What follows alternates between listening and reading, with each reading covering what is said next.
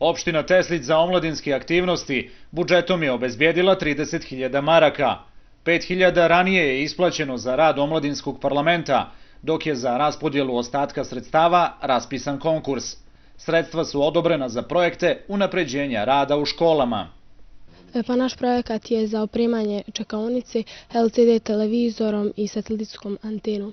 Konkretno ćemo nabaviti informatička sredstva, to su laptop, multimedijalni projektor, projekcijno platno. Pa našoj školi je nedostajao opremljen kabinet elektrotehnike i mi smo tražili ovim projektom da se upotpuni taj kabinet potrebnom opremom. U opštini kažu da su željeli pomoći mladima, ali ih i obrazovati o pisanju aplikacija za projekte. Svi koji mogu da realizuju, odnosno svi mladi koji imaju inicijative, mogu da učestvuju na raspisanom konkursu. Nadležni u opštini nadaju se da će budžetska stavka za mlade naredne godine biti i veća.